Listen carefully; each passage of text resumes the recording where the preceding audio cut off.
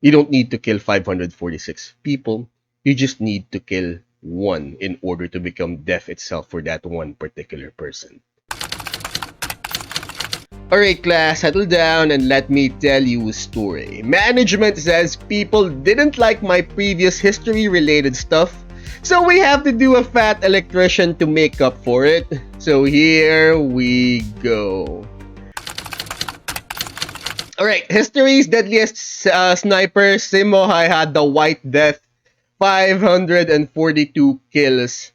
What was Chris Kyle's record again? The one with the movie American Sniper, played by Bradley Cooper, I think. What was his record? Can someone put it down in the comments? Anyways, 542 kills. Anyways, there is a reason. Okay, fine. You want us to do history? We're gonna do goddamn history. Check this out. There's a reason why Hollywood still hasn't made a movie about Simo Häyhä. It's because they fought on the side of Nazi Germany, alright? They were invaded by the Soviets, they fought back, and then they sided with Germany. That is why the first sniper movie was made about Vasily Zaitsev, the Russian sniper, played by Jude Law. Finland was aligned with the Germans, but not formally an Axis power. Anyways, it's not a good look for Hollywood to make a movie about him, to make a movie about a sniper that's quote unquote fighting for the Nazis, or he's fighting for his homeland, but he's still aligned with the Nazis. So it's not a good look. That's why they decided to go with Vasily Zaitsev instead. I'm still sick, okay? I mean, what is management gonna do about it if I don't do it? Here's the thing, okay, here's the thing. Additional story. As much as I like Fat Electrician, as good as he is with his videos, I am simply tired of World War II stuff. Why am I tired of World War II stuff? Because I was the weird kid in high school that was all about World War II. Alright, fine, I was at the varsity, I kicked people and people kicked me. The training was only 3 times a week. What else was I supposed to do for the rest of the week? It was Tuesdays, Thursdays, and Saturdays. That was training. The rest of the days, I had to myself, and the only room where kids were allowed with air conditioning back then was the library. And the only thing I found interesting in that library were the World War II books. But then again, management told me that, you know what, not everyone was a weird World War II kid like you, alright? Not everyone knows this stuff. So we have to do it. And you know what, fine, he has a point. But then again, I have to think, what exactly is management gonna do about it if I don't do that? He's stuck in an island. Alright, what's he gonna do? You know what, my problem. Let's see what the Fat Electrician has to say about the White Death. I've been making YouTube videos for about 3 years now, and this is probably the most requested video ever. Today Of course it is. The deadliest sniper of all time, Simo Häyhä, aka... Probably because of the film American Sniper with Chris Kyle. Before that, there was Enemy at the Gates, Vasily Zaitsev, Jude Law. So if they're going to make a movie about him, you know what? Now is the perfect time with the rise of MAGA, with the rise of, right-wing groups. In terms of marketing, might not be a bad thing. I mean, at this point in time, with the recent politics and everything. AKA the White Death. The Finnish have a cultural concept known as sisu, and if you look at it at a glance, it can be easily confused with like tenacity or grit, but it's more than that. Sisu isn't just your ability to grit your teeth and push through adversity. Sisu... Alright, I'm just gonna turn up the volume, okay? It's my volume. Yeah. Tenacity or adversity, that's why there's a Netflix film about a Finnish guy digging for gold and killing a bunch of Nazis. Sisu is the personality trait that allows somebody to intentionally and stoically allow themselves to be immersed with adversity until they either become immune to it or become the adversity themselves. And in 1939, when a 33-year-old, 5-foot-tall Finnish farmer named Simo found himself on the battlefield defending his home, outnumbered 100-1, surrounded by death on all sides, rather than succumb to it, he became death itself. Nicholas, what is this? That's the new...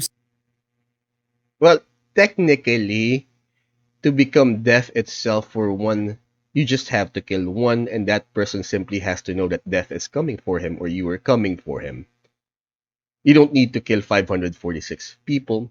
You just need to kill one in order to become death itself for that one particular person. All right, Simo Häyhä, he was born on December 17th, 1905, and grew up on his family farm, which was right on the border between Finland and Russia. Now, when I say Of course farm, he people did. automatically think of like some dude in a baseball cap and overalls holding a pitchfork with a Hold on. I finally figured it out. There we go. Ah, that should do it. rows and rows of corn in the background. It wasn't one of those kinds of farms. This is what you would call a forest farm, which is a lot more akin to like what we would call homestead. a homestead today. It's more akin to a homestead. What's the difference? A homestead is basically a plot of land in the middle of a forest where the government grants it to you and you are obligated to quote-unquote develop it. That is how governments reclaimed land back then, or that's how they tamed the Wild West. So basically, they point you in a direction that's north. Here's our cartographic map, and you are entitled to this X amount of land in this particular area, in this specific area, and you have to develop it in like as long as you live there, and you can't like sell it for like 10 or 20 years depending on the implementing law. But anyways, go for it. Whereas unlike a farm, you own the farm, you plant it, and you can sell it anytime you want, and you could grow crops on it. You don't. It's already most likely, more often than not, it's already developed for farming. Basically, Simo grew up in a cabin in the woods, and they had a Cabin really in big the garden, woods. and they grew enough food for themselves and then had enough extra to like take it to the farmer's market and sell for money. So Simo essentially grew up his entire life in this harsh, hilly, wooded, snow-covered, freezing environment. This is his baseline, okay? This doesn't suck to him. This is just your normal everyday stuff. It was Walking home. uphill every direction through the snow is just a good day to him. Yes, And this it almost was. goes without saying, but I'll mention it anyways, that hunting was also a humongous part of how his family put food Yes, on the it table. is. And Simo did that from a very young age as well, hunting in this harsh environment. Alright, so Simo, person who likes the woods, who's into the woods, it was a good day. He's basically at home in the woods. See, not everyone needs a PC and internet connection. Unfortunately, Simo was pretty intimately acquainted with death at a young age. He had 4 brothers and 3 sisters. One of his brothers passed away in 1918 in the Finnish Civil War, and another one of his brothers passed away after suffering from heat stroke on a construction site. Simo is a member of one of the last Funny how one would die of heat stroke in the middle of a winter, or at least, in a snowbound country. that didn't have the luxury of quitting, okay? This guy was born, and the minute that he could walk, he was helping his family in their fight for survival. There was no quitting. There was doing or there was dying. And if you're not picking up what I'm putting down, the point I need you to get from this is Simo's a small guy. He's only 5 foot tall. He's 110 pounds, but he literally doesn't know.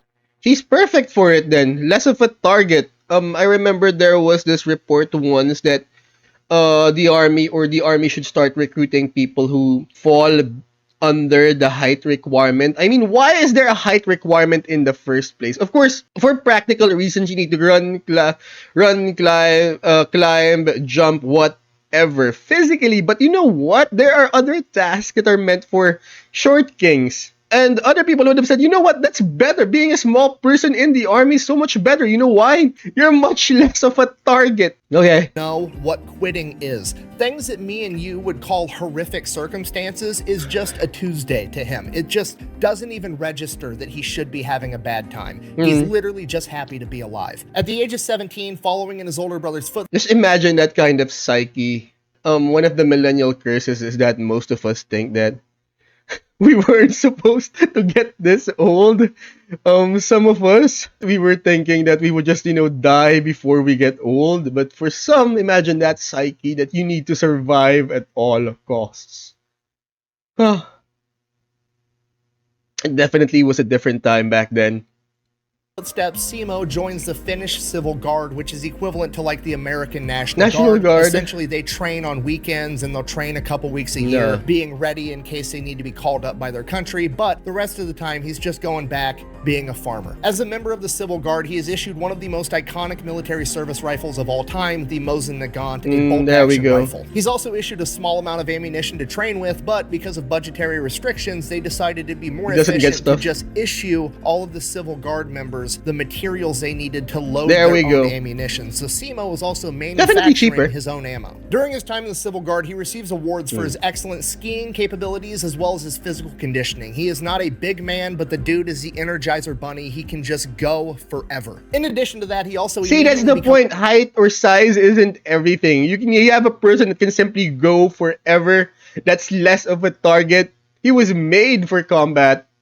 Was well known for being an excellent marksman. Before he received any formal shooting training from the military, he entered a regional shooting competition where they had to shoot a target 100 times from 300 meters with iron sights, and he had 93 out of 100 hits. He won a ton of shooting competitions inside of the Finnish military, not just with his Mosin, but also with the Suomi M31 submachine gun. He very quickly qualified for the title of master shooter within the Finnish military, and it is said that he was able to estimate range within the accuracy of 1 meter up to 150 meters away. There we go, eagle eyes. Human ability. You could just point to something off in the distance and Simo could eyeball it and be like, it's like 89 meters away, and he was dead on every single time. And that's not even the scariest part. The scariest part was how fast Simo... Well, you had to be if you needed to catch your own dinner every night. That rabbit, that deer is like 89 meters away. I mean, you had to be accurate, or else you won't get anything to eat for that night. Simo could operate his Mosin bolt-action rifle. He could fire his Mosin accurately, insanely fast, so fast that they actually wanted to time him one day. So his buddies got a stopwatch, and they were going to time to see how many times Simo could hit a target. According to Bernard Cornwell, that is the reason for the British military supremacy. You need to be able to load your rifle and fire X number of times at a given target.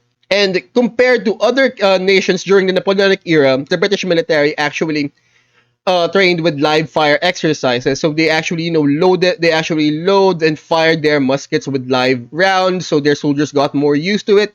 And I think it was 4 rounds per minute that they must be able to load and fire 4 rounds per minute accurately at a given target, and that's what gave them their military supremacy. And apparently it worked well against Napoleon's tactic of the human tidal wave, that 4 rounds per minute. Guys, correct me if I'm wrong. I can't remember. It's been some time since I've read the book. But anyways, it worked well against Napoleon's tactic of the human tidal wave, where they'd scream, "Vive l'Empereur!" and they'd form a column and they'd charge against the British lines. Target 150 meters away with his bolt-action rifle in the span of 60 seconds. Simo scored 16 hits in the span of 60 seconds with a bolt. So just like the British Army, he could reload, he could fire, load, and prime his rifle at a given time and actually hit the target. Because anyone can load, fire, and prime the rifle, but the difference is, can you actually hit the target? Action rifle. He is the one. And just so we're on the same page, the Mosin Nagant only holds 5 rounds in the magazine. There we go. Meaning that Simo shot the first 6 rounds, because there was 1 in the chamber, reloaded, shot the next 5, reloaded again. There we go. And shot another 5, hitting the target 150 meters away with fucking iron sights every single time. Okay, if you don't know much about guns, this is the only bolt-action rifle I have, but he had to do something like fire 1, 2, 3, 4, 5, reload the gun, and then he did that 2 more times in 60 seconds with 100% accuracy. So Simo is just a natural superhuman level shooter. So this goes on for 2 years, and then at the age of 19, he ends up joining the Finnish active military, because at this point in time, what most people forget about history is that history is made by young men. Finland has mandatory service of 15 months. I think the limit is 25. Alexander the Great died at 33, but he conquered Persia at 25, and it's like 25 to 27, I think, is the average age for these men. At least, the ones who made history. And Simo gets attached to a bicycle battalion, which is, it's something I honestly can't decide if it's hilarious or terrifying, the image of Simo rolling up to a battlefield on a bicycle. I always thought he was part of a ski so he unit. serves his 15 months in active duty military, nothing really going on at this point in time. Then he goes back into the Civil Guard and continues being a farmer. And that's pretty much all he's got going on for like the next decade. He's just in the Civil Guard, winning shooting competitions, going back home, taking care of his crops, and going hunting. November How do you pronounce that? An event known as the Shelling of Manila happens. The real Manila? quick, oversimplified version of this is essentially Russia wants to take over Finland. Finland isn't down with that, so Russia now has to... See, this is where the argument happens. Like, of course, historically speaking, Finland was aligned with Germany, but would have Finland aligned with Germany if it not for the Soviet aggression? This is the reason why they still haven't made a Hollywood film about Simo. Simply not a good look if a sniper aligned with, you know, Nazi Germany. To come up with a reason to go to war with Finland, they can't find any legitimate reasons, so they fabricate one. Simply put, this is a false flag event. The Russian military false flag shells event near a Russian town near the border with Finland. They then turn around and say, well, actually, Finland is trying to shoot artillery at our town, so we're going to go to war with them. Finland obviously denies shelling the Russian town because, well, they didn't actually do it, and they offer over to Russia like, hey, we're willing to let a third-party independent investigator come in and determine what happened. We did not do this. Russia declines and then invades Finland 4 days later. Oh no! Russia sends in 450,000 soldiers to attack Finland. Okay, to put that into perspective, the total population, not the military, the total population of Finland at this point in time is about 4 million people. So 25% of the entire Finnish population is getting sent in with guns to attack Finland. And those 450,000 Soviets are being backed up by the Soviet population of 168 million. There we go. Seems fair. Calling this a David versus Goliath type situation is putting it mildly. On paper, Finland doesn't stand a chance. But Finland does have a couple of things going for it because in the years leading up to this, Stalin conducted the Great Purge, essentially killing off all of his high-ranking. There we go. The Great Purge. Of course, Stalin was insecure about the military. It was full of Tsarist, I'm not really sure how to pronounce it. Tsarist, whatever. Loyalists or officers that were quote-unquote loyal to the old regime, and he purged everyone. So there was no experienced officer left by the time he was done with it. And knowledgeable military leadership because he was worried that they were going to try to overthrow him. There we go. By and large, the Soviet military at this point in time is pretty incompetent. And the Finnish, well, they're Finnish. They've got that going for them. Okay, if you've read enough history, you know there's a couple of quick life hacks if you want to live a long, happy life. You know, like don't smoke, eat a good diet, never try to fight the Filipinos in the jungle, and never... Did they say that? Don't smoke? I'm sorry, I said that I miss smoking, but let's keep going. Never try to fight the Finnish people in the snow. It's just a bad time. You merely adopted the dark. I was born in it. Now, for Simo at this point in time, he had just last year in 1938 gotten formal I didn't see sniper the light training when from I the was Finnish already military. a man. Not that he really needed it, but he does have that title now. And when the Russians attacked, Simo was There actually we go, out in ski the units. field doing a training mission with the Civil Guard, so he didn't find out the Russians attacked until the day after when he was immediately activated and put into duty. So he gets orders, reports to the front line, and his new company commander is a man by the name of Arne Juutilainen, aka the Terror of Morocco. Check out that uniform. Hold on. And his new company commander is a man by the name of Arne Check out that Juutilainen. uniform. Yep, you know, recent Hollywood simply would not have gone for this look, or it definitely would not have been a good look for recent Hollywood. AKA the Terror of Morocco. And this man, much like Simo, is a complete and absolute gangster, but instead of being a sniper like Simo is, he's a leader. He's leading men into battle that are going in heavily outnumbered. We're talking like 100 guys versus 5,000 men on the Kola front where they're fighting. So Juutilainen's signature move, embracing Sisu and having no fear, would go out on the front lines in the middle of battle and sit in a rocking chair with gunfire and explosions going off, giving orders to his men to show them that they didn't have anything to fear. And Simo is now taking orders from this guy. Okay, shit's about to get real. So Simo shows up, they start digging trenches, laying out barbed wire, setting the front line. They end up fighting their asses off for 2 days straight. After that, they actually end up receiving orders to fall back a little bit, which they do. That becomes like Juutilainen's thing. Like, we're not retreating unless we receive orders. We are going to stand here and fight till the bitter end unless ordered to do otherwise by our superiors. So they fall back, and Juutilainen knows that Simo is like from this area. Like, his farm is right down the road. He knows the area, he knows the terrain. So he grabs Simo and he's like, hey, I need you to sneak behind enemy lines and start cutting all the telephone wires. To which Simo replies, and I quote, I'll try my best. And Simo's best is absolutely enough. He sneaks behind enemy lines. He's cutting all the telephone wires, just wreaking havoc behind enemy lines. Ends up making it back completely unscathed, at which point Juutilainen is like, okay, This dude's super sneaky. He knows the terrain. I'm just gonna make him like my go-to sniper for all my shit. Shortly Nice. after this, on the Kola front, where Utalainen is in charge, there is a Soviet sniper that keeps taking out platoon leaders. Okay, they're specifically targeting his officers, his best guys. Utalainen cannot have this happen. He turns to Simo,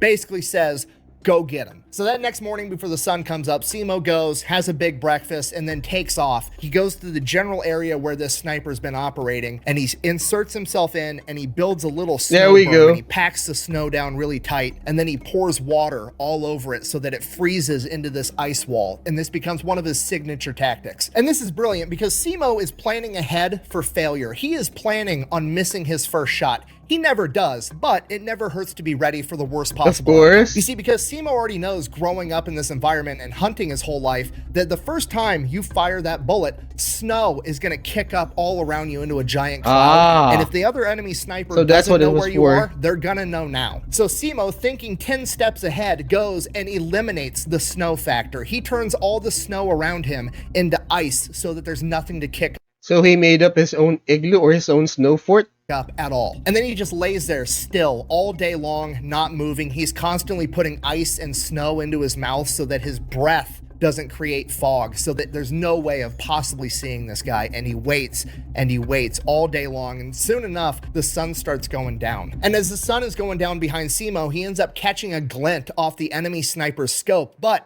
he's not in a hurry, so he waits. So now he knows where the enemy sniper is, but he's patient, and he just keeps waiting, and he keeps Alright, children, the key is patience. Wait.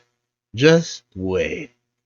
waiting, and the sun keeps going further and further down, and it's getting darker and darker, and soon we're at the point where there's going to be nothing but starlight in 15 minutes. And at that point, the Soviet sniper just stands the fuck up out of nowhere, like it was the bell just rang and it's lunchtime at the factory. He just gets up because his shift is over, and he starts walking back to camp. Why And not, Simo right? drops him one shot straight to the head. What an idiot! So Simo reports back to Utalainen, hey, solved the problem, no issue. It's been like 18 hours, and Simo's already got this guy down, and this guy's been wreaking havoc on his men for like a week and a half. So Simo is obviously super legit, at which point Utalainen basically just lets him off the leash. Like, hey, whatever you're doing, just fucking keep doing it. Go win. And this is what Simo does every single day. He goes out, he builds his ice berm into a couple of different locations that he has already set up, and he is just picking off Russians left and right. And unlike other snipers at the time that were trying to prioritize high value targets like officers, Simo absolutely was not, which makes sense because his family farm is right down the road. Like,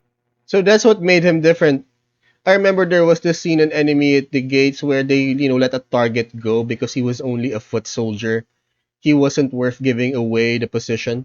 his family, his friends, where he grew up is literally under attack right now. If you were wearing a Russian uniform and he saw you, you were a dead man. Simo got asked about this later in life, and he replied, and I quote, "I shot when I saw the enemy. I didn't care if they were a leader." There we go. Simo is literally treating the front line like it is a shooting gallery at the state fair. There are multiple days where he is logging between 10 and 20 confirmed kills. So at this point, Simo starts to get a ton of I know it's a rule to always confirm your kill, but this was World War II. How exactly does that happen? Alright, fine. In a modern setting where you're fighting an insurgency, they go away. Alright? Basically, the enemy, dissolves back into the darkness, dissolves back into the populace. But in a World War II setting, how exactly do you confirm it? Especially if there's an active line going on. Are you just gonna, walk up, count 1, 2, 3, 4, 5? How does that work? In World War II. He just said confirmed kills. Can someone put it down in the comments? Because in the modern setting, you're fighting an insurgency who wouldn't even bother to come back for the dead. notoriety within the Finnish military, and it gets to the point where whenever there's a problem, it doesn't matter if it's a forward observer that's shooting accurate artillery, it doesn't matter if it's an enemy sniper, anywhere on the front line, they would send for Simo and they would pick him up, escort him to that part of the front line, and he would go handle the problem. And the best part about this is you got to remember, this is Finland in December in 1935, so when they send for Simo, there's Of course, I just realized that all of this could have been padded with propaganda. I mean, they needed a reason to make the people think that they were winning, or that, they needed a reason to keep winning. That was the point of Enemy at the Gates. I mean, they were printing the newspapers and they were propping up Vasily Zaitsev as the hero of the Soviet Union in order to inspire the people to keep fighting. sending a reindeer-guided fucking sleigh to pick him up and escort him to wherever there's a problem, and he's gonna go out and solve it. He's like the shitty inverse of Santa Claus, except instead of leaving a lump of coal in your stocking, he's gonna put a piece of lead in your fucking forehead. No witnesses? So around this point, Simo starts to gain notoriety with the Soviets, and they start calling him Belia Smirt, aka the White Death. The Soviet government puts a huge bounty on Simo's head. They're sending in counter-sniper teams to take out the White Death, and every single time, Simo kills all of them. They never stood a chance. The man can shoot 16 rounds a minute accurately out of his Mosin. He's wearing white camouflage in the snow. He's turned all the snow around him into ice, so there's no kicking up snow. You can't see his breath. He doesn't have a scope to catch a glint of. He's literally eliminated luck from the scenario. He is a complete ghost, and he's just wiping the floor with the entire Soviet military. So eventually the Soviets are like, okay, we're just gonna quit fucking with this guy. We're gonna quit sending men into that area of operation where we know the White Death is, and we're just gonna focus on other areas. And Simo takes this as his opportunity to go play offense. So he goes to Utalainen and is like, hey, give me a squad of guys. I'm gonna lead them into battle. We're gonna go behind enemy lines, and we're gonna take the fight to them. So Simo starts leading a squad past enemy lines at dusk every night, and they would literally ski miles and miles behind enemy lines where the Soviets think they're safe. And back there, they just have these massive bonfires that they're all sitting around eating dinner, drinking, smoking, having a good time at the end of the day. And Simo and his men would ski to within like 100 meters of them, dismount, and low crawl till they were right up on top of them. And then Simo and his men would pop up with submachine guns, mow down all the Russians, and then steal all their equipment, all their guns, all their ammo, all their food, and fucking bounce back to the front line. Okay, it's literally guerrilla warfare on ice. It's absolutely terrifying. And you gotta realize, this is all within the span of like a month. By December 25th, 1935, Simo already had over 100 confirmed kills, and his record was 25 men in a single day. So the Soviets the record was highest, was 25? Trying to take out the White Death. What was Chris Kyle, the American sniper, the American legend? Was it 36 or something?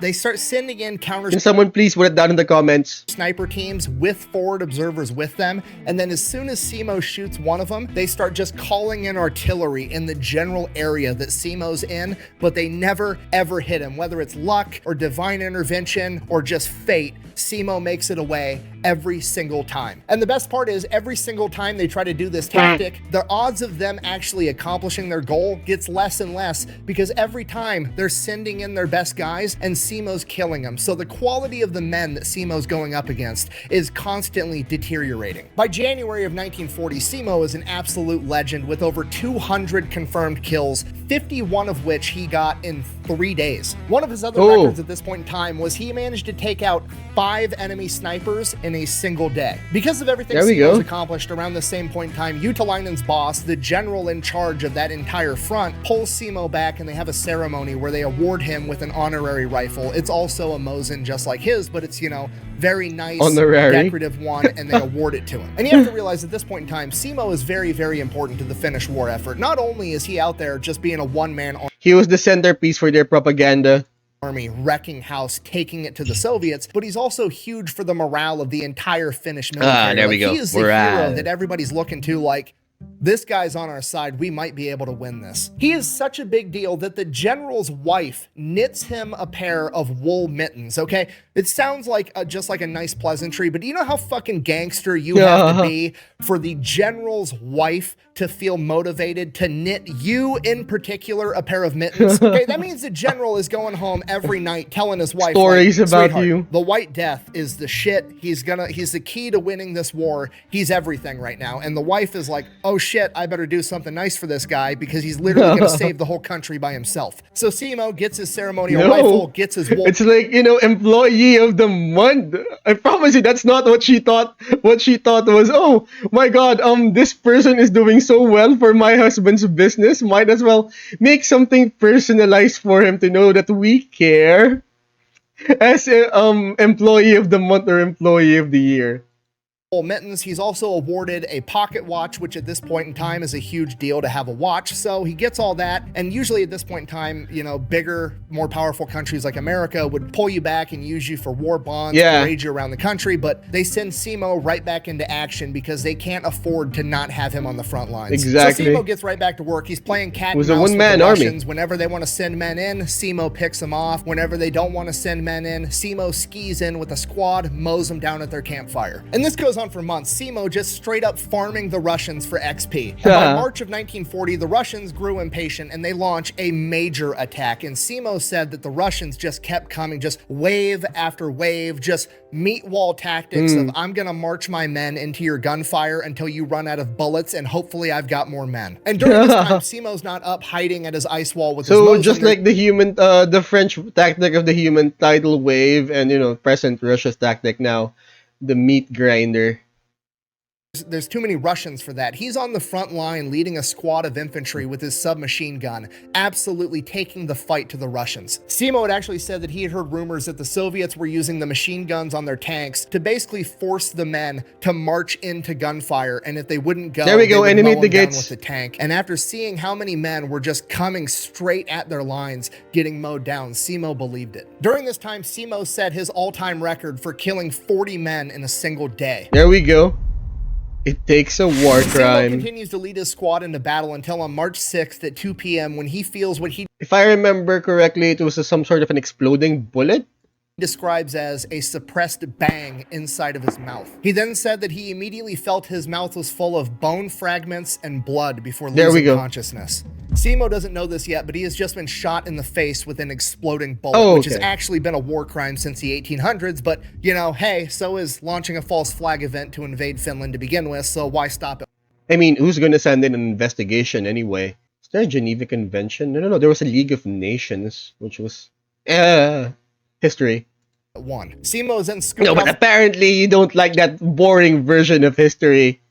the front lines and taken back to an aid station where he is I treated. mean, I did the whole thing about a fist fight, the sandbar fight, and management says you guys didn't like it.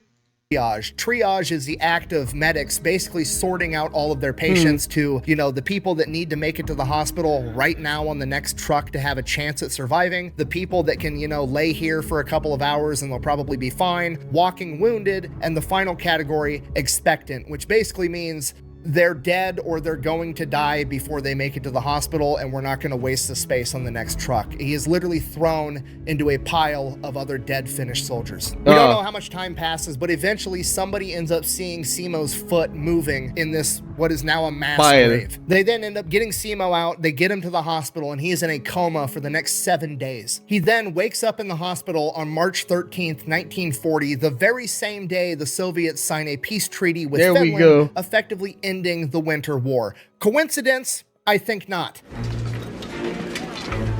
You're supposed to be dead! Okay, now obviously I'm being facetious, but for real, there's a greater than a 0% chance that the Russian military got a memo like, hey, we thought we killed the White Death, we were wrong, he just woke up, and the Soviet Union is like, fuck this, I'm out. The Finns have the Terminator on their team. There's no other explanation. The dude has to be hacking, okay? He's got over 500 confirmed kills at this point by running around in the hills, no-scoping people, and then we shoot him in the face and he still doesn't die. Not only that, it was an exploding bullet, literally a war crime because it's so deadly, and the dude just takes a 7-day nap about it and now he's going back into combat. No, we're done. Sign the armistice. Winter War's over. We've had enough.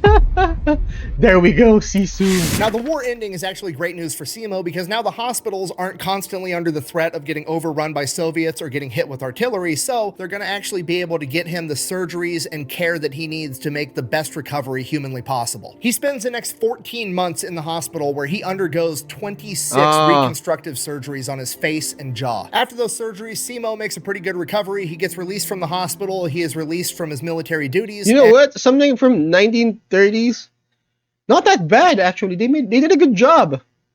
They needed to save their war hero. And unfortunately, part of the armistice between the USSR and Finland is that some of the lands that Finland had got relinquished over to the USSR, including Simo's farm. So the Finnish government actually gives Simo a new farm with a house roughly the same size, same type terrain, as close as he could get back to his old home. And from there, he just goes back to doing what he was doing before. He's farming, he's hunting, he's walking around in the woods by himself. And for some people, you know what? For men like him, that's enough. That's what life is about.